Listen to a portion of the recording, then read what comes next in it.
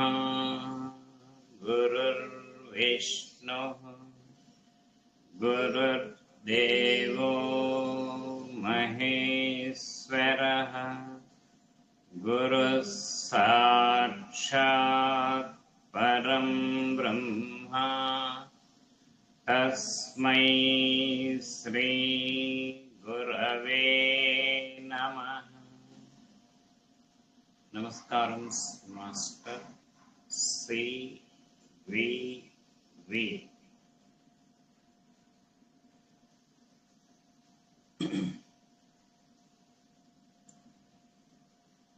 Now, as in the cure affected by the removal of the whole perceptible signs and symptoms, the disease, the internal alteration of the vital principles, the disease is due. ఇంకా ఎప్పుడైతే మనం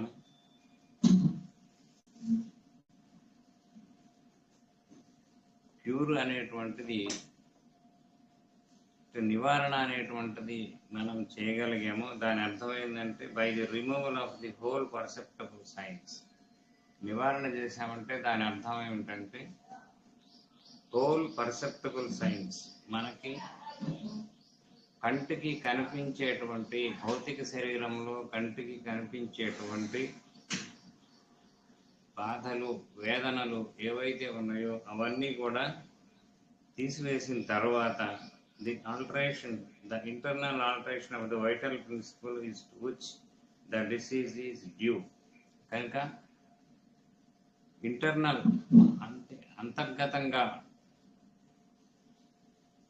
ఏవైతే మార్పులు రావాలో ఆ మార్పులు వచ్చినట్టు లెక్క. అంటే బయట లక్షణాలు పూర్తిగా మాయమైనవి అంటే అర్థమైందంటే అంతర్గతంగా ప్రాణమయ శరీరంలో ఏర్పడినటువంటి జబ్బులన్నీ కూడా మాయమైనట్టే లెక్క. అది కనుక which the disease is due. కనుక ఈ జబ్బు ఏదైతే ఉన్నదో బయట మనకు కనిపించేటువంటి జబ్బు అది ఎలా తెలుస్తుందంటే మనకి ఉన్నటువంటి టోటాలిటీ ఆఫ్ ది సింటమ్స్, వేదనల యొక్క సముదాయం. ఆ వేదనల యొక్క సముదాయం అనేటువంటిది మనకి కనిపించలేదనుకోండి, దాని అర్థం ఏంటంటే మనం వేసిన మందు వల్ల కనిపించలేదనుకోండి, దాని అర్థం ఏంటంటే మనకి లోపల ఉన్నటువంటి ప్రాణమయ కోశంలో ఉన్నటువంటి మార్పులన్నీ కూడా సానుకూలంగా సవ్యంగా జరిగి మనకి ఆరోగ్యం చేకూరినట్టు లెక్క. అది కనుక the disease is due. Consequently the whole of the disease is at the same time removed. ఫలితంగా ఏంటంటే జబ్బు మొత్తం ఒక్కసారే తగ్గుతుంది. అంటే పార్ట్లు మనకి అంతకుముందు స్కూల్స్లో ఉండేవి. ఎట్లా అంటే పార్ట్లుగా పాస్ అయ్యేవాళ్ళు. ఒకసారి పాస్ కానిటువంటి వాళ్ళకి మొదటిసారి సైన్స్ పాస్ అయ్యాడు, తర్వాత ఈసారి సెప్టెంబర్లో సోషల్ పాస్ అవుతాడు, ఈసారి ఇంగ్లీష్ పాస్ అవుతాడు, ఈసారి తెలుగు పాస్ అవుతాడు. ఇలాగ మనకి పార్ట్లుగా అనేటువంటిది హోమియో పద్ధతిలో ఉండదు. జబ్బులన్నీ ఒకేసారి తగ్గుతాయి. అంటే వాయిదాల పద్ధతిగా తగ్గటం అనేటువంటిది ఉండదు. కనుక జబ్బు అనేటువంటిది ఎప్పుడైతే భౌతిక శరీరంలో ఉన్నటువంటి లక్షణాలన్నీ మాయం అయిపోయినాయో దాని అర్థం ఏంటంటే ప్రాణమయ కోశంలో ఏర్పాటైనటువంటి గజిబిజి అంతా కూడా చక్కబడింది అని అర్థం. ఇక్కడ చక్కబడితేనే అక్కడ మాయం అవుతాయి. మొట్టమొదటి గుర్తుపెట్టుకోండి, ప్రాణమయ కోశంలో ఏర్పడిన గజిబిజి ఏదైతే ఉందో, అల్లకల్లోలం ఏదైతే ఉందో, అల్లకల్లోలం చక్కబడినప్పుడు భౌతిక శరీరంలో ఉన్న బాధలన్నీ కూడా ఒకేసారి మాయం అవుతాయి. ఎందుకంటే మనకి ఒకే ప్రాణ శరీరం ఉన్నది. ఒకే ప్రాణ శరీరంలో ఏర్పడినటువంటి మార్పుల వలన భౌతిక శరీరంలో అనేక జబ్బులుగా మనకి పరిణమిస్తున్నాయి, అనేకమైనటువంటి బాధలుగా మనకు వ్యక్తం అవుతున్నాయి. కానీ ఇవన్నీ కూడా మనకి సరైనటువంటి మందు వేస్తే అన్నీ కూడా ఒక్కసారే మాయం కావాలి. అది లెక్క. అప్పుడు అవును మీరు చెప్పటమే కానీ ఎప్పుడన్నా చేశారా అని మీరు అడగవచ్చు. అని చేశాను నేను. నాకు కూడా అవకాశం వచ్చింది, చాలా కేసులకు వచ్చింది. ఒక కేసు నేను మీకు చెప్తాను. ఒకసారి ఒక పిల్లవాడిని తీసుకొచ్చాడు, చిన్న పిల్లవాడు అనమాట, జస్ట్ 3 years లేకపోతే 4 years ఉంటాయి, అంతకంటే ఉండవు, ఇంకా చిన్న పిల్లవాడు. అప్పుడు ఆ పిల్లవాడు వచ్చిన కంప్లైంట్ ఒకటే చెప్పారు. వాడు ఏం చెప్పారంటే, ఆ పిల్లవాడు నిక్కర్ వేసుకోవట్లేదు. అంటే మీరు అడగచ్చు, ఈ నిక్కర్ వేసుకునే దానికి కూడా మందులు ఉంటాయి కానీ వేసుకునే నిక్కరు మనం మందు వేస్తే వేసుకోవాల లెక్క అది. అంటే అది మరి ఆరోగ్యమా అనారోగ్యమా అంటే మీది చెప్పండి. ఇది అనారోగ్యకరమైన లక్షణం. మరి అందరం బట్టలు వేసుకుంటున్నాం కదా, మరి వాడు నిక్కరేస్తే ఏమవుతుంది తీసేయటానికి? అది వాడి రోగం. హోమియోపతి ఇలా ఆలోచిస్తుంది అనమాట. అంటే ఏ పరిస్థితి అయినా సరే అనారోగ్యమైనటువంటి, అంటే ఆరోగ్యకరం కానటువంటిది అనారోగ్యమే ఏదైనా సరే. మరి అందరూ బట్టలు వేసుకొని ఉంటున్నారు, అందరూ బట్టలు వేసుకోవడం అనేటువంటిది అనారోగ్యం అయితే కొన్ని మనం కూడా అట్లాగే బట్టలు వేసుకోకుండా ఉందాం, అలా కాదు. కనుక అందరూ బట్టలు వేసుకుంటున్నారు కాబట్టి, సంప్రదాయబద్ధంగా ఎవరి సంప్రదాయాన్ని అనుసరించి వాళ్ళు బట్టలు వేసుకుంటున్నారు కాబట్టి, అందరూ ఉంచుకుంటున్నారు కాబట్టి, ఉంచుకోవటం అనేటువంటిది ఆరోగ్యకరమైన లక్షణం. వీటి తీసివేస్తున్నాడు, అదే వాడి రోగం. దీనికి కూడా మందులు ఉంటాయా అని మీరు అడగచ్చు. ఉంటాయి. అప్పుడు నేను మందు ఓపియం 30 అనేటువంటి మందు ఒకటి ఇచ్చాను. ఎందుకు వాడు బట్టలు వేసుకోవట్లేదంటే, వాడి శరీరం వేడి శరీరం. ఆ బట్టలు వేసుకున్నప్పుడు ఏమవుతుందంటే వాడికి ఊపిరి ఆడదు, గాలి ఆడదు. అందుకని బట్టలు తీసేస్తున్నాడు. ఏ కారణం వల్లన్నా తీసేయండి, మనకి ఉన్నటువంటి లక్షణం అది. అప్పుడు ఓపియం 30 ఒక డోసు వేశాను. వేసిన తర్వాత మరలా నెలకి వాళ్ళ ఊరు వెళ్ళాను. అంటే వాళ్ళ ఊరు చేవలి అనమాట. అక్కడి నుంచి వచ్చారు ఆ పేషెంట్స్.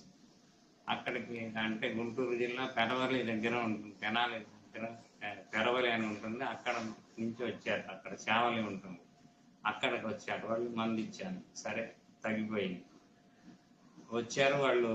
నెక్స్ట్ మంత్ విజిట్కి వచ్చారు. నెక్స్ట్ మంత్ విజిట్కి వస్తే వాళ్ళని అడిగాను నేను, ఏమి తగ్గినాయి అని. ఇదొక్కటే తగ్గిందా, ఇంకేమన్నా తగ్గినాయా అని.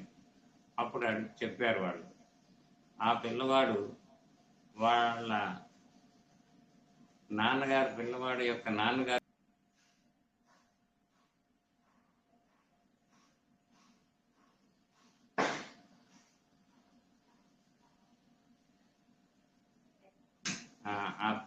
చిన్న డిస్టర్బెన్స్ అండి. ఆ పిల్లవాడి యొక్క వాళ్ళ నాన్నగారు స్కూల్ టీచర్, ట్యూషన్స్ చెప్పుకునేటువంటి టీచర్. ఎవరైనా సరే ఆ పిల్లవాడిని ఎత్తుకున్నారనుకోండి, వాళ్ళ యొక్క బుగ్గలు కొరికి పెట్టేవాడు, చెవులు కొరికి పెట్టేవాడు, ముక్కు కొరికి పెట్టేవాడు. ఇవన్నీ కూడా వాడు చేసేవాడు. ఆ తర్వాత వాళ్ళు ఎప్పుడైనా సరే ఆ టీచర్ గారు ఇంకో పిల్లవాడిని పిలిచి, మరి టిఫిన్ పట్టుకురా, అందరికి తలా 2 ఇడ్లీలు పట్టుకురమ్మంటే వాడు ఏం చేసేవాడంటే, నాలాంటి మందమతి అయితే అన్ని ఒకే పొట్లంలో కట్టించుకొచ్చేవాడు. అప్పుడు అన్ని ఒకే పొట్లంలో కట్టించుకొస్తే వాడు ఏం చేసేవాడంటే, వాడు అన్ని వాడి ముందే పెట్టాలి. వాడి ముందు పెట్టకపోతే ఊరుకోడు, వాడి ముందే పెడితే అప్పుడు ఏం చేశాడంటే, తిన్న వరకు తిని మిగిలిన ఇంకొకళ్ళకి ఎవరికి పనికి రాకుండా పాడు చేసేవాడు. ఇది వాడి యొక్క మానసికమైనటువంటి పరిస్థితి. కనుక ఈ పిల్లవాడు ఎవరైతే ఉన్నారో, ఈ పిల్లవాడికి ఇట్లాంటి లక్షణాలన్నీ కూడా గందరగోళంగా ఉన్నాయి చాలా. అంటే టోటల్గా ఆ పిల్లవాడు కంప్లీట్గా మొత్తం మారిపోయాడు అన్నమాట. ఆ పిల్లవాడికి శుభ్రంగా ఉన్నటువంటి మానసికమైనటువంటి వేదన 30 తోటే మానసికమైన వేదనలు పోయినాయి, భౌతికమైన వేదనలు పోయినాయి. ఇట్లాంటి లక్షణాలన్నీ కూడా కంప్లీట్గా టోటల్గా పోయేసినాయి అన్నమాట. కనుక ఆ పిల్లవాడు మనం వచ్చినటువంటిది, వాళ్ళు వచ్చినటువంటి కంప్లైంట్ ఏంటంటే నిక్కర వేసుకోడు పిల్లవాడు. నిక్కర వేసుకుంటే తీసేస్తాడు. ఆ తర్వాత వచ్చిన రిపోర్ట్ ఏంటంటే నిక్కరు తీస్తే ఏడుస్తున్నాడు. అంటే అసలు కావాల్సిన లక్షణం వచ్చింది. ఈ దానితో పాటు ఆ పిల్లవాడికి ఏమేమైతే అపసమయమైనటువంటి పనులు ఉన్నాయో అన్నీ కూడా పోయినాయి. టోటల్ 30 డోస్ తోటే మొత్తం ఈ రకమైనటువంటి మార్పులు వచ్చినాయి ఆ పిల్లవాడికి. కనుక ఎప్పుడైతే మనం సరి అయినటువంటి మందు వేస్తామో, సరి అయినటువంటి మందు వేస్తే ఎవరికైనా సరే ఏ కంప్లైంట్ ఉన్నా సరే మనకి ఒకటే చెప్పొచ్చు, వాళ్ళు ఆ మిగిలిన బాధలు కూడా దానితో పాటే పోతాయి. సహేంద్ర తక్షకాయ స్వాహ అంటారు. మనకి మంత్రం ఒకటి ఉంది, చదువుతారనమాట. సహేంద్ర తక్షకాయ స్వాహ అంటే ఈ ఇంద్రుడితోటి సహా తక్షకుడు ఈ సర్పయాగం చేసేటువంటి హోమగుండంలో పడిపోతున్నాడు అనమాట. ఇది దాన్ని సహేంద్ర తక్షకాయ స్వాహ అంటారు. కనుక ఈ ఒక జబ్బుకే మనం మందు వేశాం, ఒకటే వాళ్ళు చెప్పగలిగారు, కానీ ఆ తర్వాత వచ్చి మొత్తం చెప్పేశారు. ఇన్ని మార్పులు వచ్చినాయి ఈ పిల్లవాడికి. కనుక హోమియోపతిలో మందు కనుక సవ్యంగా వేస్తే, సవ్యమైనటువంటి మందు యొక్క లక్షణం ఏంటంటే ఎన్ని బాధలు ఉన్నా సరే అన్ని బాధల్ని తొలగించగలగటం అనేటువంటిది హోమియో యొక్క స్పెషాలిటీ. ప్రతిదానికి ఒక మందు అనేటువంటిది అది అశాస్త్రీయం. ఎందుకంటే ఒక జబ్బు వల్లనే ఇన్ని వ్యాధులు వస్తున్నాయి. అంటే మనకు ఉన్నటువంటిది ఒక ప్రాణ శరీరమే, ఒక ప్రాణ శరీరం మూలానే ఇన్ని జబ్బులు వస్తున్నాయి.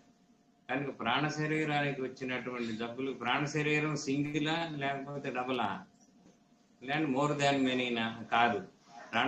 ప్రాణం అనేటువంటిది ఒకటే. ఎవరికైనా ప్రాణం ఒకటే ఉంటుంది. ఆ ఒక్క ప్రాణానికి ఇన్ని జబ్బులు వస్తాయి. భౌతిక శరీరంలో 1,00,000 జబ్బులు వస్తాయి. ఇన్ని జబ్బులకి మరలా కాన్సిక్వెంట్లీ రివర్స్ చేస్తే మనం ఇన్ని జబ్బులకి ఒకటే మందు ప్రయోగిస్తాం. ఆ ఒక మందు ఇన్ని జబ్బుల్ని తగ్గిస్తుంది. అందుకని ఎగ్జామ్స్లో లాగా పార్ట్లుగా పాస్ అవ్వటం అనేటువంటిది ఏముండదు. అన్నీ ఒక్కసారి పాస్ అవ్వటమే. ఒక్కసారి జబ్బుని మొత్తం జబ్బు యొక్క లక్షణాలను మొత్తం తీసివేయగలగటమే ఆదర్శవంతమైనటువంటి హోమియో వైద్య విధానం ఇది.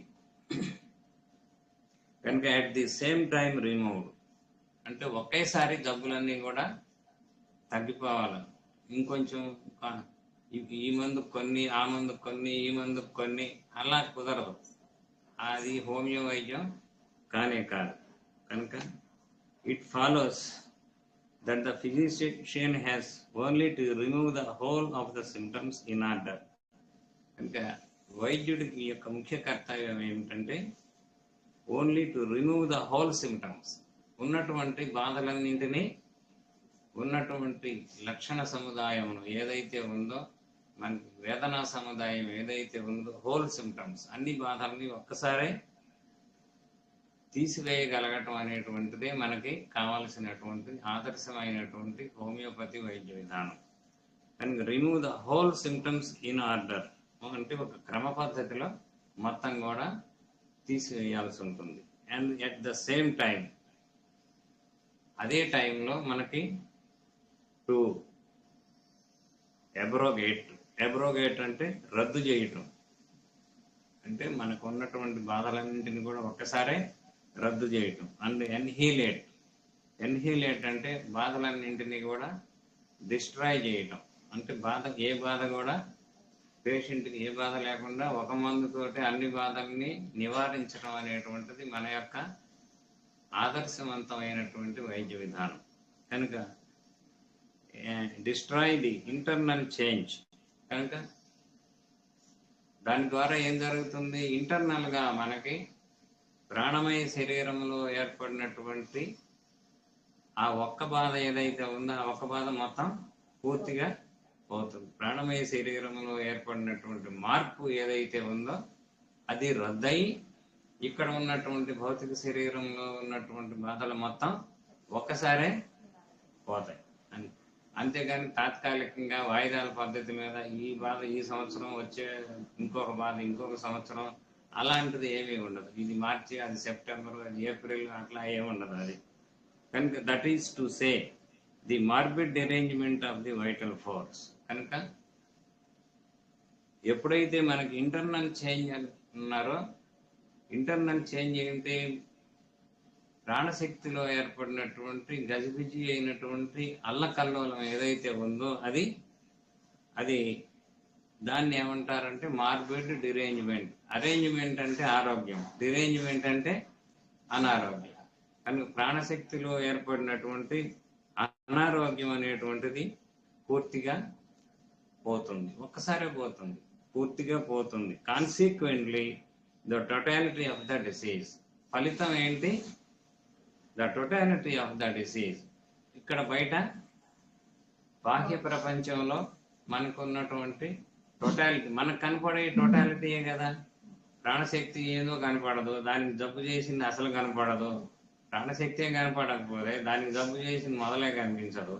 కనుక అవి ఆ రెండింటిలో ఎప్పుడైతే మార్పులు వచ్చి సహజ సిద్ధమైనటువంటి ప్రాణశక్తి పనిచేస్తూ ఉందో అప్పుడు ఇక్కడ ఉన్నటువంటి వాటికి ఉపయోగం లేదు, ఉన్నా ఉపయోగం లేదు. అందుకని ఇక్కడ ఉన్న బాధలన్నీ కూడా అప్రయత్నంగా స్వతసిద్ధంగానే మాయమైపోతాయి. అది కనుక the totality of the disease. కనుక టోటాలిటీ ఆఫ్ ది వ్యాధి యొక్క సమాహార స్వరూపం మనం ఏదైతే అంటున్నామో ఆ వ్యాధి యొక్క సమాహార స్వరూపమైనటువంటి లక్షణాలన్నీ కూడా ఒక్కసారే మాయమైపోతాయి. కనుక ద డిసీజ్ ఇట్ సెల్ఫ్ అంటే వ్యాధి మొత్తమే సమగ్రంగా పూర్తిగా తగ్గిపోతుంది. But when the disease is annihilated the health is restored. ఎప్పుడైతే జబ్బు తగ్గిపోయిందో హెల్త్ ఈజ్ రెస్టోర్డ్, ఆరోగ్యం అనేటువంటిది తిరిగి స్థాపించబడింది. అది ఎప్పుడైతే మనకి ఉన్నటువంటి బాధలన్నీ మాయమైనాయో దాని అర్థం ఏంటి? ప్రాణమయ కోశంలో సరైనటువంటి మార్పులు జరిగినందు మూలాన మనకి ఆరోగ్యం అనేటువంటిది తిరిగి స్థాపించబడింది. And this is the highest. ఇది వైద్యుని యొక్క అత్యున్నతమైనటువంటి ఆదర్శము. దీనికోసమే మనం పని చేయాల్సి ఉంటుంది. ఈ రకమైనటువంటి నివారణ చేయటం అంటే జబ్బులన్నింటినీ కూడా ఒకేసారి ఒకే టైంలో నివారణ చేయవలసి ఉంటుంది. అంతేగాని వాయిదాల పద్ధతిలో నివారణ అనేటువంటిది హోమియోపతి వైద్యం అనేటువంటిది ఒప్పుకోదు. కనుక this is the sole aim of the physician. ఇది వైద్యుని యొక్క అత్యున్నతమైనటువంటి ఆదర్శం. And physician who knows the true object of the mission. అంటే ఏ వైద్యుడికైతే నిజమైనటువంటి మిషన్, నిజమైనటువంటి ఆదర్శమైనటువంటి వైద్య విధానం తెలుస్తుందో ఆ డాక్టర్కి తెలుస్తుంది అన్నమాట ఈ రకంగా నయం చేయాలనేటువంటిది. Which consists not in learned sounding. అంటే ఏదైతే మనకి నాట్ లెరండ్ సౌండింగ్ అంటే డబ్బా కొట్టుకోవడం అనమాట. నేను ఇంతలో పుస్తకం రాశాను ఫిజియాలజీ మీద, నేను ఇంతలో పుస్తకం రాశాను ఎనాటమీ మీద, ఇవన్నీ కూడా డబ్బా కొట్టుకోవడం. ఒక్కొక్క జబ్బుకి ఒక 100 పేర్లు, ఒక ముక్కు మీద వచ్చేటువంటి జబ్బులకి కొన్ని 100 పేర్లు చెబుతారు. అలాగే మనకి మానసిక కక్షలో వచ్చేటువంటి వాటికి ఒక్కొక్క పేరు ఇంకింత బారుని ఉంటుంది. కానీ ఇవన్నీ కూడా మనకి ఏంటంటే పెద్ద పెద్ద పేర్లు, పెద్ద పెద్ద డబ్బాలు కొట్టుకోవడం అనమాట. తర్వాత ప్రాట్లింగ్, లెరండ్ సౌండింగ్ అండ్ ప్రాట్లింగ్. ప్రాట్లింగ్ అంటే వదరబోతాను అనమాట.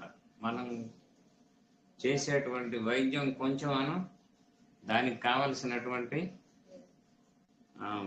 వ్యవహారం, మాటలు ఇట్లాంటి వదరబోతాను దాని గురించి చెప్పుకోవటం ఎక్కువ అనమాట. దాని గురించి అనేటువంటిది ఎక్కువ. మనం కూడా చాలా సార్లు చూస్తుంటాం, భగవంతుని గురించి మాట్లాడుతుంటాం. భగవంతునిగా మనం అవ్వం, భగవంతుని గురించే మాట్లాడతాం.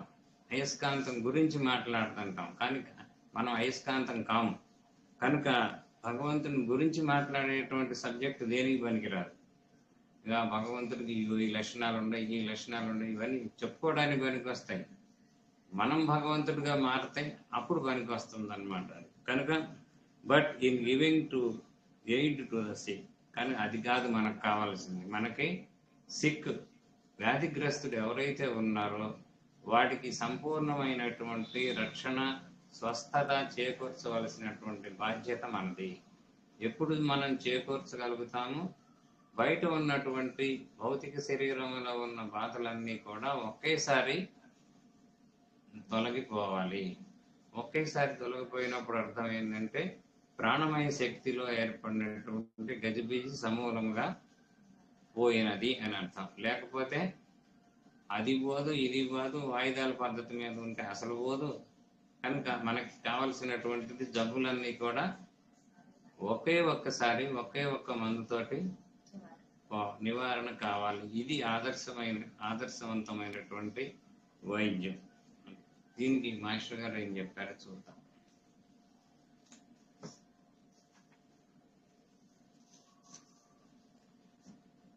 వ్యాధి నివారణ ప్రక్రియ మనలోని అదృశ్యమైన ప్రాణశక్తి అందరి మార్పును రద్దు చేయను.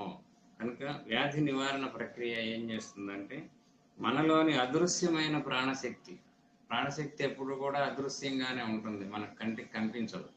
కంటికి కనిపించినటువంటి ప్రాణశక్తి అందరి మార్పుని రద్దు చేస్తుంది. దానితో ఆ శక్తిలోని గజిబిజి చక్కబడును. కనుక సహజంగా మనకి ప్రాణశక్తి అనేటువంటిది ఫ్రీగా ఫ్లో అవుతుంటుంది, స్వేచ్ఛగా ఫ్లో అవుతుంటుంది. దానితో వ్యక్తమైన వేదనలు మాయమగును. ఎప్పుడైతే మనకి ప్రాణశక్తి చక్కగా ఏర్పాటైందో మనకి అక్కడి నుంచి మనకి వచ్చినటువంటి మార్పులన్నీ కూడా రద్దు అవుతాయి. దానితో వ్యక్తమైన వేదనలు మాయమగును. దానితో వ్యాధి మొత్తం మాయమగును. దానితో వ్యాధి మొత్తం మాయమగును. కాస్త పుస్త మాయమవుతుంది, టోటల్గా మాయమవుతుంది. ఎన్ని మందులు వేసాం మనం? ఒక మందే అది. కనుక మందులోని ప్రాణశక్తి అంటే మందులో కూడా ప్రాణశక్తి ఉంటుంది. మన మందులన్నీ కూడా శక్తియుతములు, శక్తితో కూడుకున్నటువంటి మందులు. కనుక మందులోని ప్రాణశక్తి మనలోని ప్రాణశక్తిలోని మార్పులను రద్దు చేయను. కనుక ప్రాణశక్తిలో మనకి మార్పులు రావడం మూలాన మనం వ్యాధిగ్రస్తులం అయ్యాం. వ్యాధిగ్రస్తులం అయినప్పుడు సరైనటువంటి మందు వేస్తే ఇక్కడ ఉన్నటువంటి ఈ భౌతిక శరీరంలో ఉన్నటువంటి మార్పులన్నీ కూడా టోటాలిటీ ఆఫ్ ది సింటమ్స్ ఏవైతే ఉన్నాయో అవన్నీ కూడా పూర్తిగా రద్దు అవుతాయి. అప్పుడు ప్రాణశక్తి సహజమైన స్థితిలో పనిచేయను. అప్పుడు మాత్రమే ప్రాణశక్తి సహజమైనటువంటి స్థితిలో పనిచేస్తుంది. ఇక వికారములకు తావుండదు. ఇక ఈ రకరకాలైనటువంటి వికారాలు ఉంటాయి మనకి. నడిస్తే కాలు పట్టకపోవటం, ఇట్లా చెయ్యి లేకపోతే చెయ్యి పట్టుకుపోవటం, ఇవన్నీ కూడా కడుపులో నొప్పి రావటం, తలనొప్పి రావటం, మొలలు రావటం, ఇవన్నీ కూడా వికారములు అంటారు. ఏమంటారు? ఒక్కొక్క దాన్ని ఒక్కొక్క వికారం అంటారు. ఈ వికారాలన్నింటినీ ఒక చోట పోగు చేస్తే టోటాలిటీ ఆఫ్ ది సింప్టమ్స్ అంటే వేదనల యొక్క సముదాయం అంటారు. కనుక ఇక వికారములకు తావు ఉండదు. కనుక వేదనలు మాయమగను. అప్పుడు వేదనలన్నీ కూడా మాయమవుతాయి, అనగా వ్యాధి మాయమగను. దీనివల్ల ఏమవుతుందంటే పూర్తిగా వ్యాధి అనేటువంటిది మాయమగును. కనుక నదీ ప్రవాహమున మహావేగం ఉండును. నది యొక్క ప్రవాహంలో వేగంగా ఉంటుంది. ఆనకట్ట కట్టిన చోట నీటి మట్టం పెరిగి ప్రవాహం అడ్డగించును. మనం ఆనకట్ట కట్టామనుకోండి, అక్కడ నీటి మట్టం పెరిగి ప్రవాహమును అడ్డగించను. అక్కడ నుండి కాలువ తవ్వినచో నీటి ప్రవాహము దారి మారును. ఇది మట్టము పెరిగిన నీటిలోని ప్రవాహ శక్తి వలననే జరుగుతున్నది, కానీ ఆనకట్టలోని సిమెంటు ఇసుక వలన కాదు. కనుక ఆనకట్ట వంటిది ఔషధం.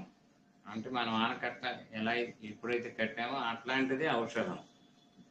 అందలి ఔషధ ప్రభావం మట్టం పెరిగిన నీటి శక్తి వంటిది. ఔషధం యొక్క ప్రభావం ఎట్లాంటిది, ఎలా ఉంటుందంటే మట్టం పెరిగినటువంటి నీటి యొక్క శక్తి మనలోని ప్రాణశక్తిని నివారణ చేయుటకు ప్రేరేపించుటయే ఔషధం యొక్క పని.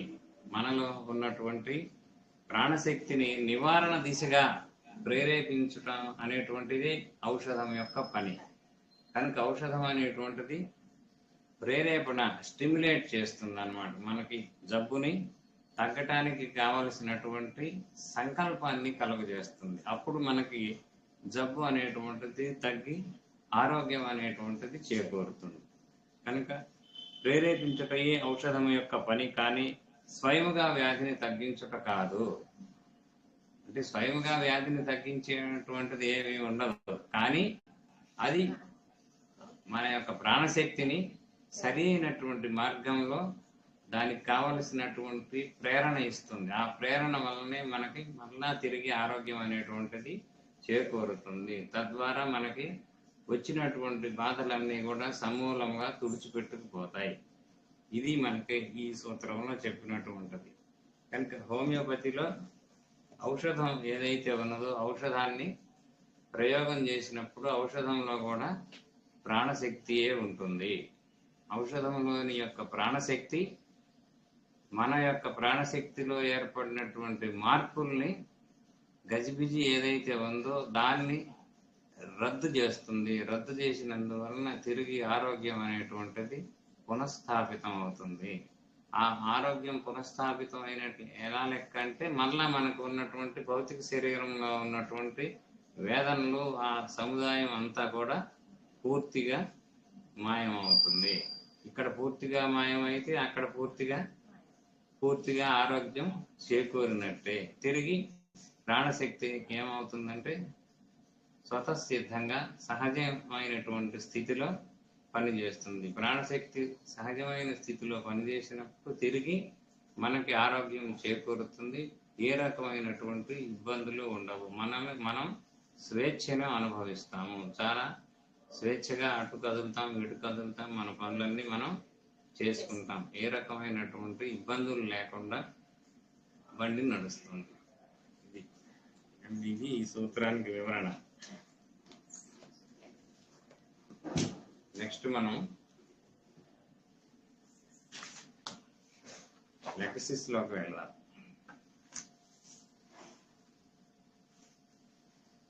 ఒక నిమిషం టైం ఉంది కానీ పర్లేదు. గ్రేట్ అన్రెస్ట్, ఏదో అశాంతి, అసంతృప్తిగా ఉంటాడు వీడు. ఈ పేషెంట్ ఎప్పుడు కూడా అశాంతితోటి, అసంతృప్తితోటి ఉంటాడు. He goes on complaining about his troubles and that he did not get his promotion, etc. వాడి యొక్క బాధలే వాడు చెప్తూ ఉంటాడు. అస్తమానం వాడికి ప్రమోషన్ రాలేదని, వాడిని అన్యాయం చేశారని, ఇట్లాగా వాడు ఇట్లాంటి బాధలు ఎప్పుడు కూడా చెప్తూ ఉంటాడు కంటిన్యూస్గా.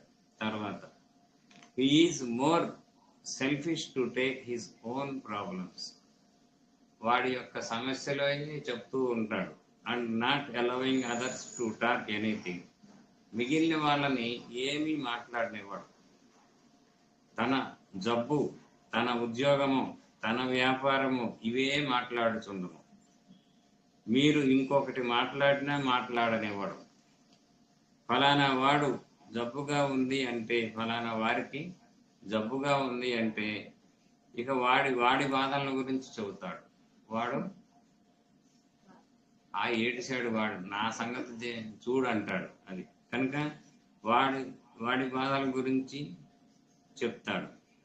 అక్కడికి తర్వాత వెళ్దాంలే అంటాడు. వాడి బాధల గురించి తర్వాత మాట్లాడదాంలే, ముందర నా సంగతి విను అంటాడు.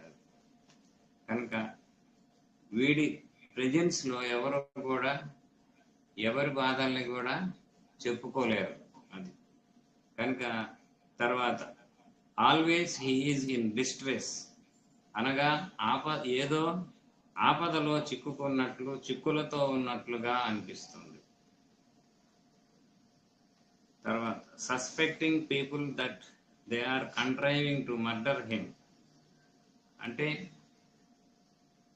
తనని మర్డర్ చేయడానికి ప్రయత్నం చేస్తున్నారని అనుమానించుట. పక్క వాళ్ళు తనల్ని చంపడానికి ప్రయత్నం చేస్తున్నారని అనుమానం. అందువలన తిరిగి వారిని మర్డర్ చేయడానికి ప్రయత్నిస్తాడు. అంటే మరి అవతల వాళ్ళు నన్ను మర్డర్ చేయడానికి ప్రయత్నిస్తే నేను చూస్తూ ఊరుకుంటే నేను మనిషిని ఎట్లా అవుతాను? అందుకని వాళ్ళకన్నా ముందే నేను మర్డర్ చేయడానికి ప్లాన్ చేస్తాను. అది వాడి యొక్క ఆలోచన.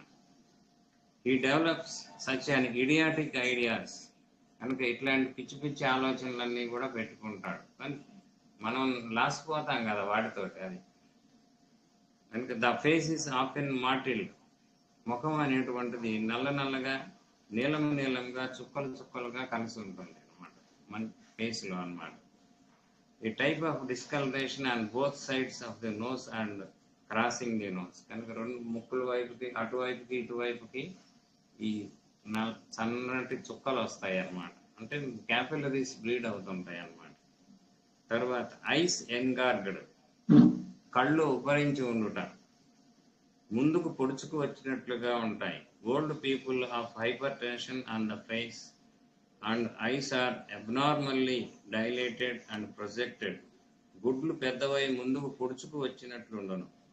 తాగిన వాళ్ళ కళ్ళు వల్లే ఉబ్బరించి ఉండును. In typhoid eyes also protected. Typhoid కేసెస్లో కూడా ఈ కళ్ళు అనేటువంటివి ముందుకు పొడుచుకొచ్చి ఉంటాయి. తర్వాత any illness makes the skin yellowish. ఏ సుస్థి చేసినా చర్మం ఎల్లోగా అవుతుంది, తేలికగా ఎల్లోగా అవుతుంది.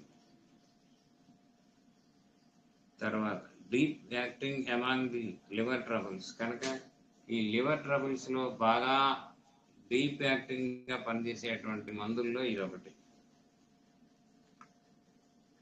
తర్వాత ఎల్లోయిష్ ఐస్, కళ్ళు కూడా పచ్చగా పసుపచ్చగా అవుతాయి. అది కూడా మామూలుగా జాండీస్ వచ్చిన వాళ్ళకి ఒక 10 రోజులు 15 రోజులు అలా ఉంటాయి. వీడికి అట్లా కాదు, నెలలు తరబడి సంవత్సరాల తరబడి అలాగే ఉంటాయి. అంటే వీడు డీప్ అన్నమాట. చిన్నప్పుడు మామూలుగానే ఉంటారు, ఒక ఏజ్ వచ్చిన దగ్గర నుండి కళ్ళు పచ్చబడతాయి. తర్వాత some eruption on the face, ముఖాన పొక్కులో చిడుమో ఉంటుంది. ఏదో అంటే స్కిన్ ప్రాబ్లం ఉంటుంది అన్నమాట. ఒక్కొక్కప్పుడు మచ్చలు కూడా ఉంటాయి. తర్వాత ఫేస్ పేల్, ముఖం అనేటువంటిది పాలిపోయి ఉంటుంది. పాలిపోయిన ముఖం పచ్చపచ్చగా తెల్ల తెల్లగా ఉంటుంది. తర్వాత face is also colder than the body. ముఖం అనేటువంటిది మిగిలిన శరీరం కన్నా కూడా చల్లగా ఉంటుంది. Just like the palms and soles, especially the nose and ears. అంటే చెవులు ముక్కు కూడా చల్లగా ఉంటాయి. Because the circulation is not even. కనుక ఎందుకంటే ఈ సర్క్యులేషన్ అనేటువంటిది, రక్త ప్రసరణ అనేటువంటిది సవ్యంగా సమంగా ఉండదు. అది the fellow cannot take walk briskly. చక్క నడవలేరు. If he walks speed he goes into palpitation. గబగబా నడుస్తుంటే వాడికి ఆయాసము, దడ వస్తుంది, షార్ట్ బ్రెత్ అనేటువంటిది వస్తుంది. తర్వాత he has no continuity of purpose. జీవితమున ఒక విధానము, ఒక దృక్పథము అనేటువంటిది ఉండదు. ఏ రోజు పాలసీ ఆ రోజే. ఇలాంటి వాళ్ళు హయ్యర్ అఫీషియల్స్గా ఉంటే పైనుండి కింద దాకా చచ్చారన్నమాట. ఏ డెసిషన్ తీసుకుంటారో తెలియదు, ఎలా బిహేవ్ చేస్తారో తెలియదు. No consistency in the fellow. కనుక ఈ వీడి యొక్క జీవితంలో స్థిరత్వము, స్థిరమైనటువంటి అభిప్రాయాలు, స్థిరమైనటువంటి మాటలు ఉండవు. తర్వాత మానసిక లక్షణాలు. క్లౌడీ మైండ్, మానసిక శక్తులు మసకబారిపోవను, గ్రహణ శక్తి మసకబారిపోవను. తర్వాత no bright side in the life. ఇంకా జీవితమున తనకి నచ్చినట్టు అంశము ఏదీ ఉండదు. ఎవరి విషయంలోనూ, పిల్లల విషయంలో కానీ, పెద్దల విషయంలో కానీ, కూతురు విషయంలో కానీ, కొడుకు విషయంలో కానీ ఏది నచ్చదు అన్నమాట. ఏదైనా నచ్చని శక్తిని అతడు, నచ్చినట్టు శక్తిని అతడు కోల్పోవును. He becomes more contrast to the darker side of the life. జీవితము నందలి నిరాశాపూరితమైన దృక్పథము ప్రాముఖ్యము వహించను. అంటే నిరాశాపరులుగా ఉంటారు. ఏదైనా సరే ఇక లాభం లేదు, తీసేయి, మనం పనికిరాం, ఇట్లాగా ఉంటుంటారు అన్నమాట. కనుక no capacity to enjoy good things in the world. ప్రపంచమునందలి మంచి విషయములకు సంతోషపడు శక్తిని కోల్పోవును. ప్రపంచంలో అనేక మంచి విషయాలు ఉంటాయి, ఈ మంచి విషయాలకు సంతోషపడేటువంటి శక్తిని కోల్పోవును. స్ట్రేంజ్ నోషన్స్, విచిత్రమైనటువంటి దృక్పథములు. If you say that somebody is very good, ఎవరన్నా మనం ఫలానా వాడు మంచివాడు అని చెప్తే, he says as a rule everyone is a rogue. వాడేం చెబుతాడంటే, నాకు తెలిసి అందరూ కూడా దుర్మార్గులే, రోగ్సే అందరూ. అది కనుక వాడి యొక్క ఉద్దేశం అది. మామూలుగా ఫలానా వాడు మంచివాడని రుజువైతే మనం నమ్ముతాం, వాడు మంచివాడైతే ఎందుకైనా మంచిది నమ్మరాదంటాడు. అంటే ఎవరిని నమ్మడు అనమాట వాడు. If A doctor is a lexis patient, suppose ఒక డాక్టర్ అనేటువంటి వాడు లెక్సిస్ పేషెంట్ అనుకోండి, డిఫ్తీరియా అనేటువంటి జబ్బు మనకు వచ్చింది. ఆ డిఫ్తీరియా అనేటువంటి దాంట్లో లెక్సిస్ అనేటువంటిది ఇండికేట్ అవుతుంది జనరల్గా. అప్పుడు he asks the patient to take him to another hospital. వాడేం చెప్తాడు, వాడి దగ్గర మందు ఉన్నది కానీ వేస్తే తగ్గుతుంది తెలుసు, కానీ ఇంకొక హాస్పిటల్కి తీసుకెళ్ళమంటాడు. ఎందుకంటే because he wants to protects or preserves some more medicine for himself, అది విత్ హిమ్. కనుక ఆ మందు అనేటువంటిది ఇంత భయంకరమైన వ్యాధిని నయం చేసే మందు ఈ పేషెంట్కి ఖర్చు పెడితే ఎలాగా, ఇంకా ఇలాంటి మందు మన దగ్గరే ఉంటే మంచిది. అందుకని వాడు ఆ మందు వేయడు, ఎవరికి తగ్గదు. అది అందుకని ఈ మందు ఖర్చు పెడితే మరలా మనకు వచ్చినప్పుడు ఎలా మనకి వస్తుంది, నీకు రోగం ఎప్పుడు వస్తుందో తెలియదు కదా. ముందర రోగం వచ్చిన పేషెంట్ ఎదురుగా ఉన్నాడు కదా, వాడికి ఇవ్వాలి లెక్క. కానీ వీడు రోగిష్ఠుడు అనమాట, అలా ఉంటుంది అనమాట. రోగిష్ఠు మనస్సు అలా ఉంటుంది. తర్వాత ఇన్సేన్ నోషన్స్, పిచ్చి భావ పరంపరలు. భావ కవిలాగా his wife might be misbehaving, అంటే తన క్యాంప్కి వెళ్ళినప్పుడు తన భార్య ఏం చేస్తుందోనన్న అనుమానం. మనం ఊరికి వెళ్తాం, 10 రోజులు తిరిగి వచ్చాం, ఆగి వచ్చాం, ఈ 10 రోజుల్లో నా భార్య ఏం చేస్తుందో అంటే మనం ఏం చేయగలం, ఏం చేసినా ఏం చేయగలం, అది వాడి యొక్క భావన. కనుక the 6 or 7 months he entertains with this idea. కనుక ఈ 6-7 నెలలు కూడా వాడు ఈ భావనతోటి చచ్చిపోతుంటాడనమాట. వాడు ఎక్కడ కూర్చున్నా కానీ భార్య తప్పు చేస్తున్నట్టే ఒక సినిమా తిరుగుతుంటుంది అనమాట. అంటే మన ఉద్దేశం ఏంటంటే వాళ్ళు శాడిస్టులని మనం పేరు పెట్టి వదిలేస్తాం సమాజంలో, కానీ అసలు వాడెంత బాధపడుతున్నాడు అనేటువంటిది హోమియోపతి శాస్త్రం చెప్తుంది.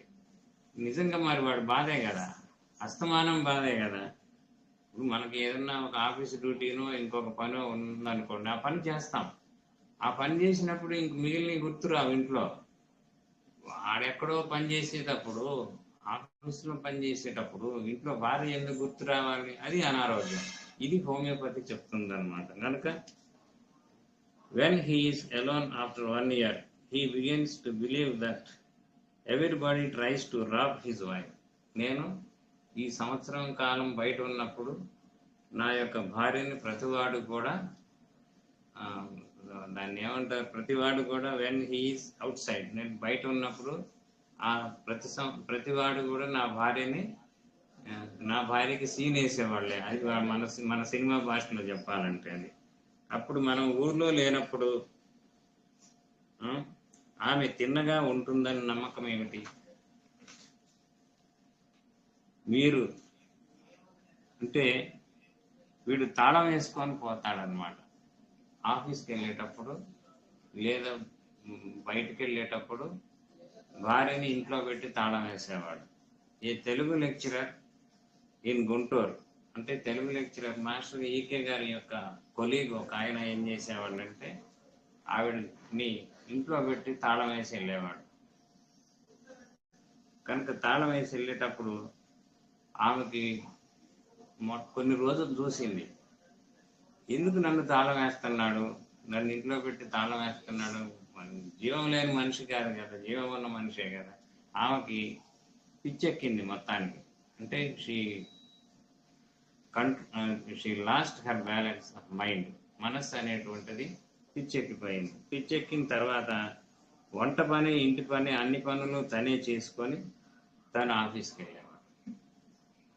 అంటే చేసే మనిషికి పిచ్చెక్కిన తర్వాత ఏం చేస్తాడు, ఆమె ఏం చేస్తుంది, ఆమె లోకం ఆమెది.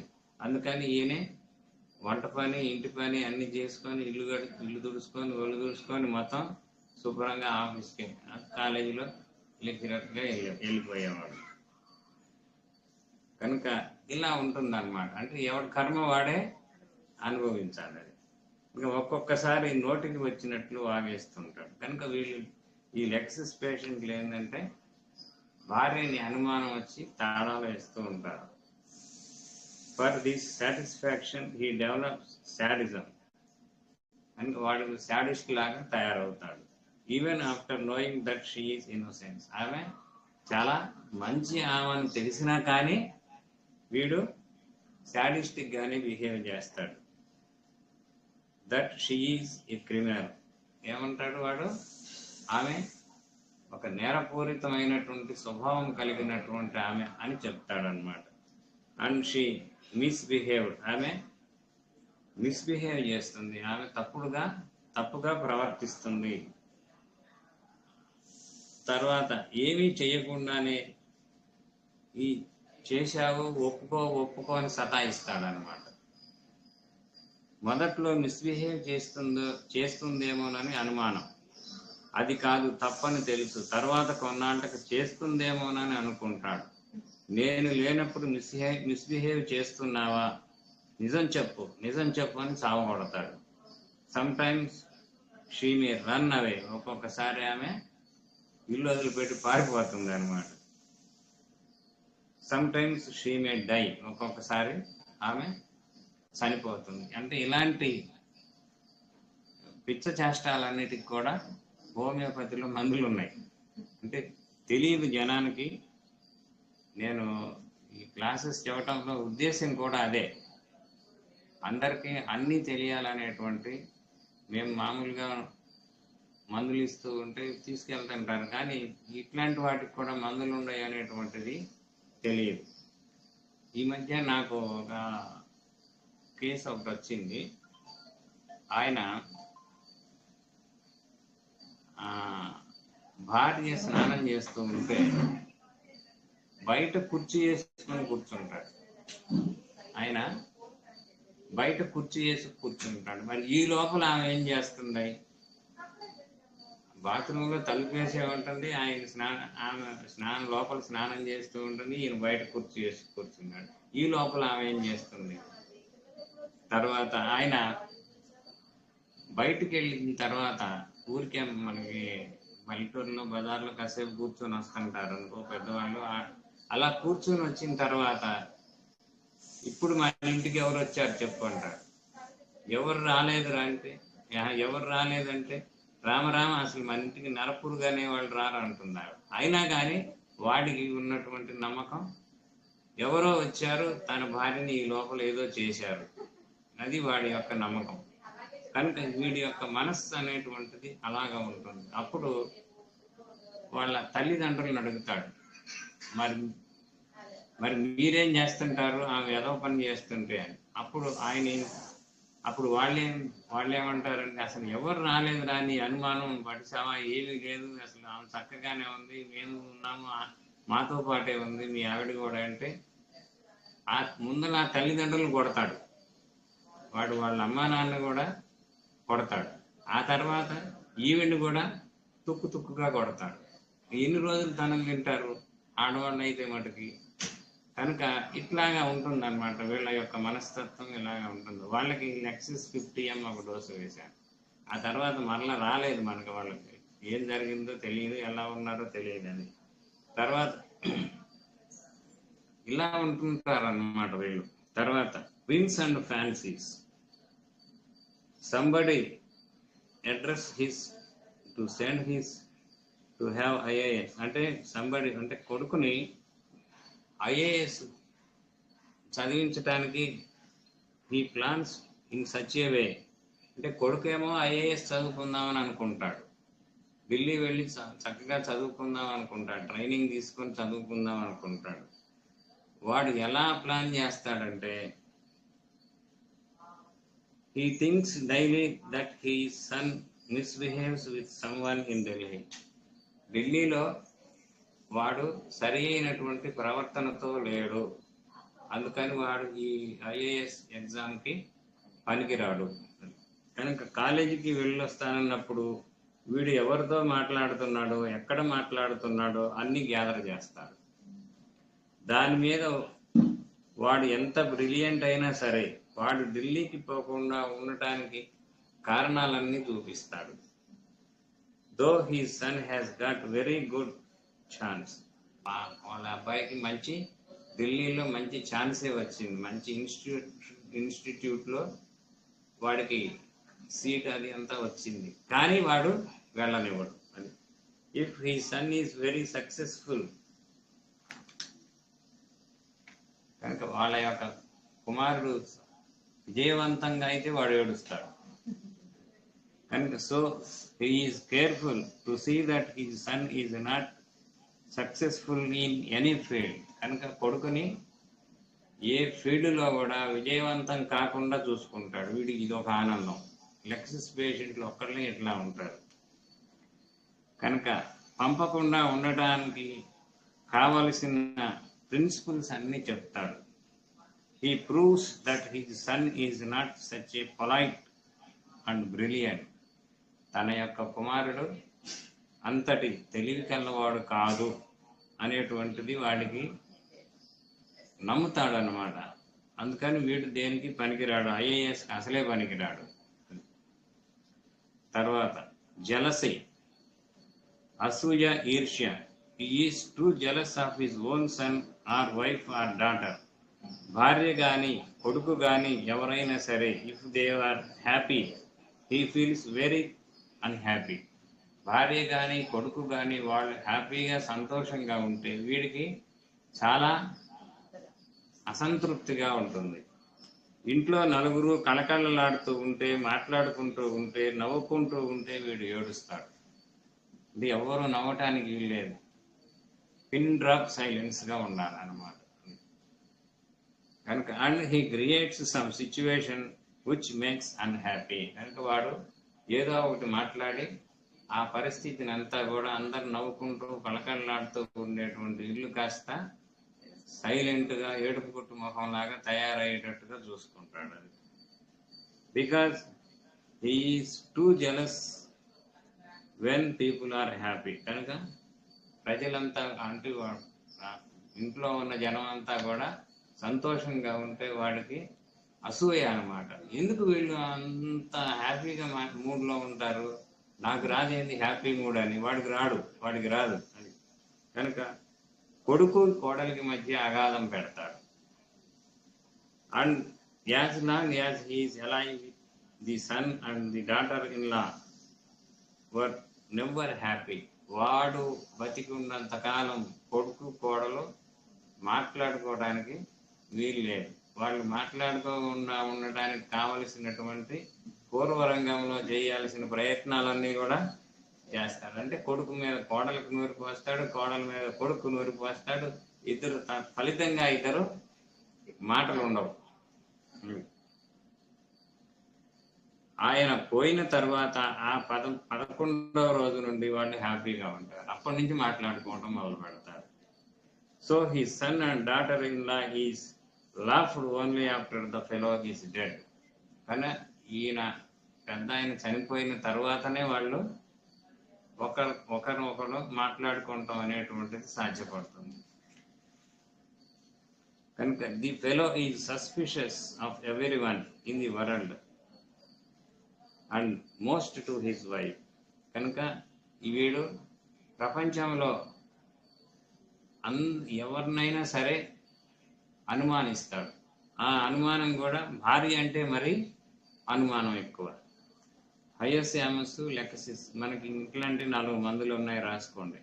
హయస్యామస్ ఒకటి, లెకసిస్ ఒకటి, మెడోరినమ్ ఒకటి, యాసిడ్ ఫాస్ ఒకటి, ఈ 4 తూజా ఒకటి, 5 మందులు ఉన్నాయి. ఈ 5 మందులు కూడా భార్యల్ని అనుమానించి ఏడిపించుకు తినేటువంటి వాళ్ళల్లో ఈ 5 మందులు కూడా చక్కగా పనిచేస్తాయి. He wants to prove that everyone is a sex criminal in this world. వాడికి ఏం చేస్తాడంటే, ఫలానా వారి ఆవిడని నేను ఫలానా చోట చూశాను, ఫలానా వాళ్ళ ఆవిడని నేను ఫలానా చోట చూసాను. ఏమైంది? కూరగాయలు కొనుక్కోవడానికి పోతారు, మార్కెట్కి వెళ్తారు, పనులు చూసుకుంటారు, వస్తారు. వాడికి ఏమైంది? వాడికి సంబంధమే లేదు అది.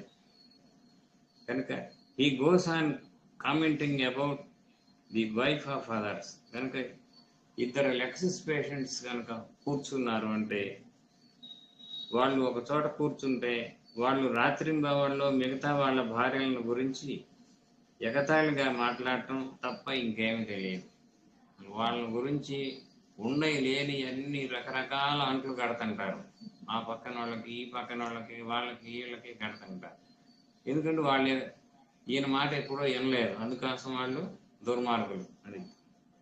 కనుక because he gets pleasure in proving that some lady is not good.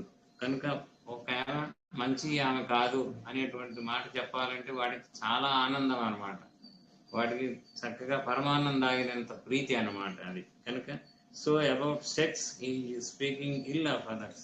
కనుక సెక్స్ గురించి మిగిలిన వాళ్ళ యొక్క మిగిలినటువంటి వాళ్ళు గురించి చెడుగా మాట్లాడుతుంటాడు. వాళ్ళ యొక్క ప్రవర్తన ఎలా ఉంటుంది, వీళ్ళ యొక్క ప్రవర్తన అలాగా ఉంటుంది, వీళ్ళంతా దుర్మార్గులు అది.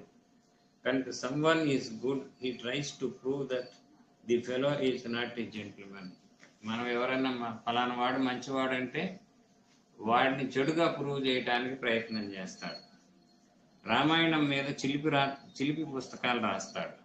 వీడికి రామాయణం మీద చిలిపి పుస్తకాలు అంటే ఇష్టం. అంటే వాడు చెబుతాడు, లక్ష్మణుడు ఎందుకు పోయాడు అరణ్యానికంటే సీతాదేవి మీద మోజుతో పోయాడు అంటే. ఇట్లాంటివన్నీ వీడికి ఇష్టం.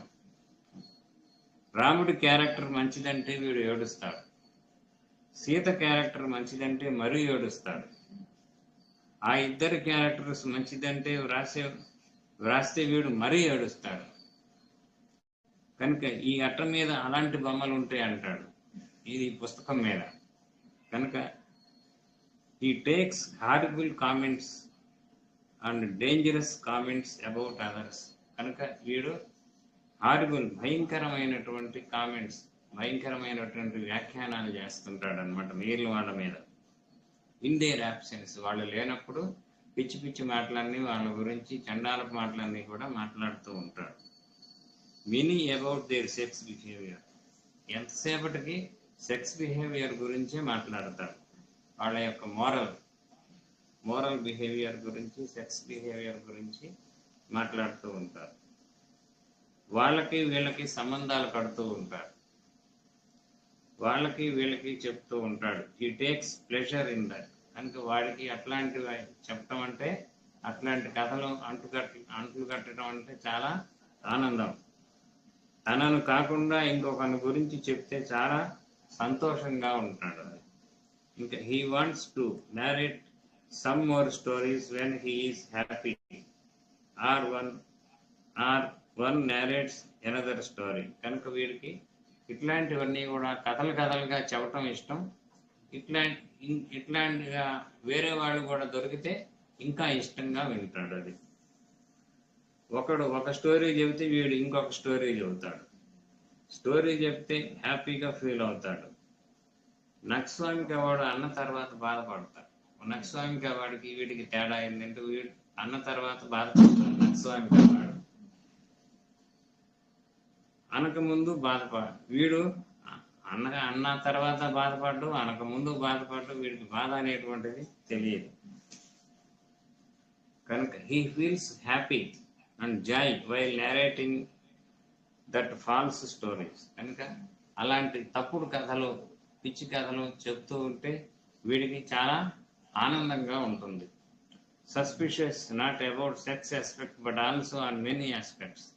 ఈ అనుమానం అనేటువంటి సెక్స్ ఆస్పెక్ట్స్ లోనే కాకుండా మిగిలినటువంటి అనేక రకాలైనటువంటి అనుమానాలు వీడికి ఉంటాయి. వీడికి లేనటువంటి అనుమానం అంటూ ఏది ఉండదు.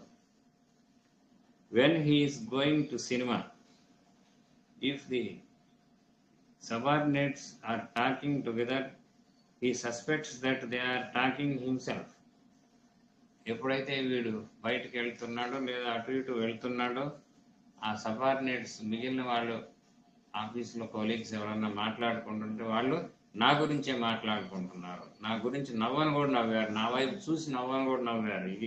ఇది కూడా అనుమానమే. వాటిని అనుమానించడం ఎట్లాగా రోగమో ఇది కూడా అనుమానమే. వాళ్ళిద్దరూ నన్ను చూసి మాట్లాడుకుంటున్నారు, మాట్లాడుకుంటూ వెళ్ళక చస్తారా? దూరం ఏదో ఒకటి మాట్లాడుకోవాలి కదా. కనుక వాళ్ళిద్దరు నన్ను చూసి మాట్లాడుకుంటున్నారు అంటాడు. కనుక if he saw two fellows are talking, he is sure that it is about himself. ఇద్దరు మాట్లాడుకుంటూ ఉంటే వాళ్ళిద్దరూ నా గురించే మాట్లాడుతున్నారు, నా గురించే లేనిపోయేవన్నీ కూడా చెప్పుకొని నవ్వుకుంటున్నారు, మాట్లాడుకుంటున్నారు, నన్ను చెడుగా చిత్రీకరిస్తున్నారు. ఇది వీడి యొక్క భావన. నవ్వుకుంటున్నారంటే వీళ్ళకి ఎప్పుడు గుసగుసలైనా వేరే పనులు ఏమీ ఉండవా అంటాడు. ఎవరైనా నవ్వుకుంటుంటే వీళ్ళకి ఎప్పుడు గుసగుసలైనా ఇంకేమీ పనులు లేవా అంటాడు. He is always sure that people are thinking about him. కనుక టాకింగ్ అబౌట్ హిమ్, ప్రజలంతా కూడా, జనమంతా కూడా నన్ను గురించే ఆలోచిస్తున్నారు, నన్ను గురించే పిచ్చి పిచ్చి మాటలన్నీ మాట్లాడుతున్నారు. ఇది వీడి. తర్వాత వాడు తన వస్తువులు ఎవరికి ఇవ్వడు, పొరపాటును కూడా ఏ వస్తువు కూడా ఎవరికి ఇవ్వడు. నేను నీకు చిన్నప్పటి నుండి ఫ్రెండ్నే కదా, ఇస్తే ఏమవుతుంది అంటే నేను మా అబ్బాయికి కూడా ఇవ్వను అంటాడు. ఇస్తే ఏమవుతుందో నీకేం తెలుస్తుంది, నాకు తెలుస్తుంది కానీ అంటాడు. కనుక suspects that everyone is against himself and talking against himself. 5-6 office colleagues ఎదురెదురుగా కూర్చొని మాట్లాడుకుంటూ ఉంటే వాళ్ళు మనల్ని ఇక్కడి నుంచి లేపేద్దాం అనుకుంటున్నారు, నన్ను అండమాన్ దీవులకు ట్రాన్స్ఫర్ చేద్దాం అనుకుంటున్నారు. ఇది వీడి యొక్క ఆలోచన. కనుక he thought that they are talking against him. కనుక వాళ్ళు నా గురించి వ్యతిరేకంగా మాట్లాడుకుంటున్నారు. and get himself worsted or making. కనుక నన్ను, నా ఉద్యోగాన్ని ఎట్లా తీసివేయాలో అని ఆలోచిస్తున్నారంటాడు. To send him to Delhi, లేకపోతే నన్ను ఢిల్లీను హైదరాబాదు ట్రాన్స్ఫర్ చేద్దామని అనుకుంటున్నారు అంటాడు. కనుక లేకపోతే కాలో చెయ్యో తీసేద్దాం అనుకుంటున్నారు. ఇంకొకటి, ఎన్ని రకాలైన అనుమానాలు రావచ్చు. నాకు కాలో చెయ్యో తీసేద్దామని అనుకుంటున్నారు, నా మీద కుట్రలు కుతంత్రాలు పన్నుతున్నారు, తలకాయ తీసేద్దాం అనుకుంటున్నారు, తందామనుకుంటున్నారు. ఇట్లాంటి ఐడియాస్ అన్ని కూడా వస్తాయి. అంటే ఎన్ని రకాల అనుమానాలు ప్రపంచంలో ఉన్నాయో అన్ని రకాల అనుమానాలు వీళ్ళకే వస్తాయి. కనుక ఇట్లాంటి ఐడియాస్ వస్తాయి. వీళ్ళందరూ కుట్ర పన్నుతున్నారు, పోలీస్ కేసులు మన మీద బనాయిద్దామని చూస్తున్నారు. అంటే all these people are trying to involve me in a police case.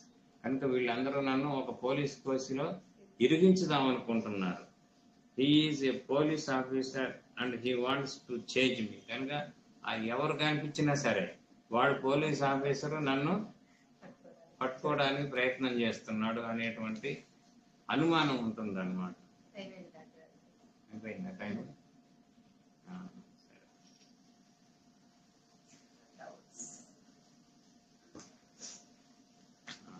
Doubts ఏమైనా ఉన్నాయండి?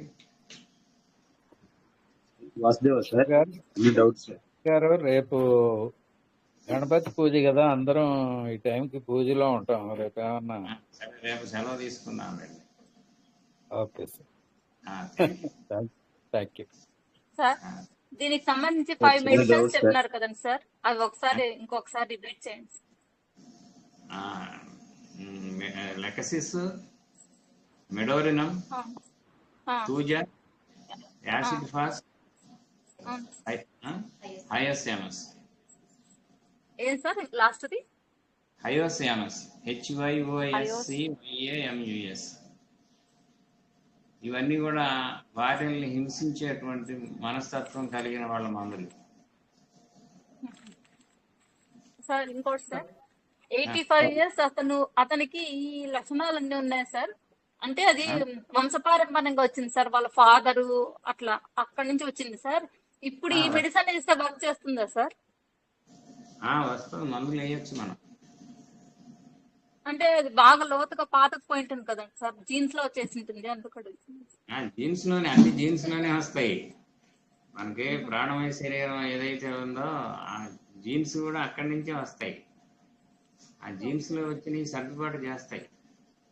లేదు కనీసం వాళ్ళకి ఉన్నటువంటి భౌతిక బాధలన్నా పోతాయి. ఈ లక్షణాలను మనం తీసుకొని గనక మందేస్తే కనీసం ఇప్పటి నుంచి అన్నా ఆరోగ్యంగా ఉంటారు. అంటే చెల్లెలు బాగున్నా ఓర్చలేడు, బిడ్డ బాగున్నా ఓర్చలే, కొడుకులు కోడలు బాగున్నా ఓర్చలేడు సార్. ఇది వేస్తే 1 ml 50 ml ఎట్లా సార్? అది చాలా హెవీగా ఉంది సార్. ఏంటంటే పెద్ద వయసు కదా, 80 years పైన కదా. అవును సార్. అందుకని చిన్నగా 200 తోటి మొదలు పెట్టుకోండి.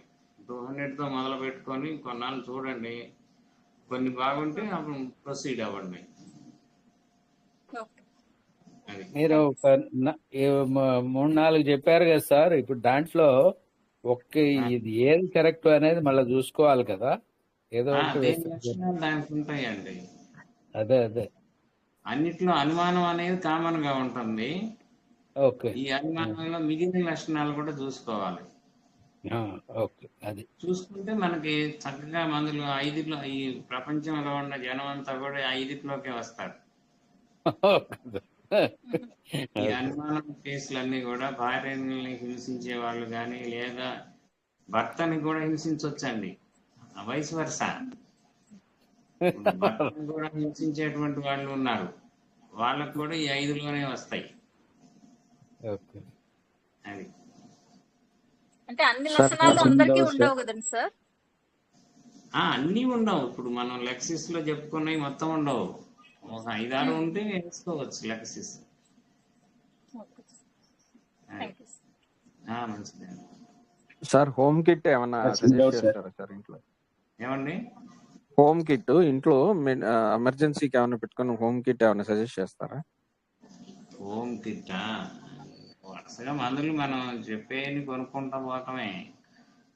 4 పొటెన్షియల్ కొనుక్కోవాలి. కనీసం 30-200 1M దాకా మీరు వాడుకోవాలి. అవసరమైతే అట్లా ప్రతి మందులో కూడా 4 మందులు ఉండాల్సిందే. మనం చెప్పుకునేవన్నీ కూడా ఇంపార్టెంట్ మెడిసిన్స్ అండి. ఓకే. దాన్ని పాలిక్రిస్టల్ అంటారు. అందరికి అన్ని వేళలా పనికొచ్చేటువంటి మందులు అన్నమాట.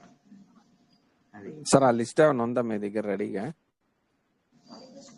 పాలిక్రిస్ట్ గ్రూప్ ఉందండి, అంతకు ముందు పెట్టాము మన వాళ్ళు. ఉంది, చూడండి కావాలంటే. సరే, 30-200 రెండు కొనుక్కోవాలి సార్. అవి 30-200 రెండు కొనుక్కోవాలా? 30-200 రెండు కొనుక్కోవాలి. 1M అంతవరకు మీరు వాడుకోండి. కొంత అనుభవం వచ్చినాక 10M 50M అట్లా ఏదన్నా ఫోన్ చేసి వాడుకోవచ్చు. Okay sir. అది మేము అప్పటికి జాయిన్ అయినట్లేము సార్, అందుకే ఆ చాట్ కనపట్లే మాకు. కనపట్లేదా అనుకుంటాను. అదే సార్, చూసాను నేను. ఉంది అంటే సార్, మేము జాయిన్ అయిన తర్వాత అది ఉండదు కదా సార్, చాట్ హిస్టరీ. ప్రీవియస్ మీరు ఉన్నప్పుడు ఉంటుందేమో. వీడియోస్ పెట్టారు, వీడియోస్ అన్నీ ఉన్నాయి. వీడియోస్ కాదండి, మందులు లిస్ట్ వీడియోస్ కాదండి, లేకపోతే అప్పుడు చూద్దాం. వీడియోస్ అన్నీ ఉన్నాయి, ఫస్ట్ నుంచి ఉన్నాయి. ఇదే సార్ వీడియోస్ కాదండి మేము అడిగేది, మందుల లిస్ట్ అండి. మందుల లిస్ట్ పెట్టలేదు కదా ఇప్పుడు. పెట్టారండి, అదే చెప్తుంది మేడం గారు. సరే మళ్ళీ ఒకసారి పెడదాంలేండి మళ్ళీ. ఓకే అండి, థ్యాంక్స్ అండి. నమస్తే అండి నమస్తే. సార్. నమస్తే సార్. నమస్తే చెప్పమ్మా. సార్ ఈవేళ నేను ఈ రోజు తెలిసిందండి, నేను ఈ రోజు నుంచే జాయిన్ అయ్యాను. ఆ, అంటే ఈ రోజు నుంచి చెప్పిన దాని నుంచి ఫాలో అవ్వమంటారా, లేకపోతే ప్రీవియస్ ఏమైనా ఉన్నాయా? ప్రీవియస్ మనకి అన్నీ ఉన్నాయి కదండమ్మా, మొత్తం వస్తాయి మీకు. వస్తాయా? మీ క్లాసెస్లో ఏ రోజు ఆ రోజు రికార్డు చేసి పంపిస్తున్నాము. సరేనండి. ఇప్పుడు ఇది కూడా వస్తుంది మీకు, ఈ నెల రోజుల నుంచి జరిగినటువంటిది మొత్తం వస్తాయండి. సరే సార్. Okay sir. మరి. అదే సరే సార్. నమస్తే అండి. మొత్తం వస్తాయి. లేకపోతే మనకి డిటిఆర్ హోమియో క్లాసెస్ అని కొట్టేస్తే మీకు యూట్యూబ్లో అయినా వస్తాయి. సరే సార్. Okay sir. నమస్తే. సార్ ఈ పొరపాటున ఒక మందు బదులు ఇంకో మందు పడింది అనుకోండి, దానివల్ల ఏమైనా ఇబ్బందులు ఉంటాయా? ఈ లెక్సిస్ లాంటి ఇబ్బంది లేనండి. అందుకే 200 తోటే మీకు స్టార్ట్ చేయమని చెబుతున్నా. Okay okay. ఆ లో పొటెన్సీ అయితే అంత పర్వాలేదు అనమాట. 200 ఒక డోస్కి ఇబ్బంది ఏం లేదు. ఆ 200లోనే ఒక్కొక్క డోసు 5-6 నెలలు పైన పనిచేస్తుందండి. ఒక్కొక్కసారి సంవత్సరం కూడా పనిచేస్తుంది లెక్సిస్ 200. ఓకే. అందుకని ఆ డోసులు జాగ్రత్తగా ఉండాలి. లెక్సిస్ అనేటువంటిది కొంత మీకు అనుభవం వచ్చేదాకా ఏదైనా సీనియర్స్ దగ్గర చూసుకోవాలి. కరెక్ట్, ఎందుకంటే సీరియస్ ఇల్నెస్ కదా. ఆల్మోస్ట్ ఆల్ 1 year దాకా పనిచేస్తుందండి ఒక డోసే. Okay okay. ఇప్పుడు మీరు చెప్పిన 5 ఒక పొరపాటున ఒకటి బదులు ఇంకోటి పడింది అనుకోండి, అప్పుడు ఇబ్బంది కదా. ఒక డోస్కి ఏమి ఇబ్బంది ఉండదండి. మళ్ళీ కళ్ళు మూసుకొని అదే పనిగా వేస్తుంటే రిపీటెడ్ గా వేయకూడదు. ఒక డోస్ వేసి పట్టింది అనుకోండి, మనకి రిజల్ట్స్ తేడా వస్తుంది. ఉన్న లక్షణాలు తప్పుతాయి, సరైన మందు పడితే. లేకపోతేనేమో రిజల్ట్స్ అలాగే ఉంటాయి, ఏమి మార్పులు ఉండవు. అప్పుడు మళ్ళీ కూర్చొని మళ్ళీ ఎక్కడ మనం పొరపాటు చేసామనేది మళ్ళీ సరైన మందు చూసి వేసుకోవాలి. 1 నెల లోపల తెలిసిపోతాయి మనకి. 3 నెలలు 4 నెలలు పడుతుందండి. Okay. Minimum 3 months or 4 months wait చేయాలి మనం. ఓకే. ఆగస్టు 20 నాడు ఉంది సార్ లిస్ట్ చూడండి. ఆగస్టు 20 నాడు పాలిక్రిస్ట్ అని ఒక లిస్ట్ పెట్టారు చూడండి. అది ఆగస్టు 20లో ఉంటుందంటండి పాలిక్రిస్ట్ లిస్ట్. ఏం లిస్ట్ సార్ అది యాక్చువల్ గా? మామూలుగా మెడిసిన్స్ ఎక్కువ మందికి ఎక్కువ సార్లు ఉపయోగపడేటువంటి మందులు. ఈ పాలిక్రిస్ట్ కనుక మనం క్షుణ్ణంగా చదువుకుంటే హోమియో వైద్యం దాదాపు 90% చేయొచ్చండి. ఒక 10% అంటారు, వదిలేసేయండి. ఓకే. అది సరే సార్. ఈ మెడిసిన్ దేంతో తయారు చేస్తారు సార్? అన్ని రకాలండి. కాదు సార్, లెకసిస్ అని చెప్తున్నారు. ఆ మెడిసిన్ దేంతో తయారు చేస్తారు? పాము విషం. Okay sir. పాము విషం అండి. గురుగారు చిన్న డౌట్ సార్. చిన్న డౌట్ సార్ గురుగారు. నమస్తే సార్. నమస్తే, చెప్పండి సార్. క్లాసు రోజు ఏ టైం జరుగుతుంది సార్? 10:30 నుంచి 11:30 వరకు అండి. సారీ 11:30 నుంచి 11:30 సార్. సరే సార్. మేము ఈ రోజు కొత్తగా చేరినాం సార్. 11:30 నుంచి 12:30. అవునండి. ఎక్కడి నుంచి జరుగుతుంది క్లాసులు ఇవి? మన మెడిసిన్స్ ఇప్పుడు ఈ వీడియోలు అన్ని ఉంటాయి సార్, పాత వీడియోలు జరిగిన క్లాసులు ఉంటాయండి. టోటల్ గా అన్ని ఉంటాయి. జరిగిన క్లాసులు ఉన్నాయా సార్ వీడియోలు?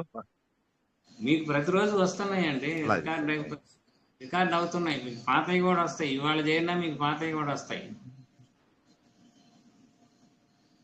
Right from the beginning. రోజు ఒక మెడిసిన్ చెప్తున్నారా సార్? ఎట్లా చెప్తున్నారు సార్?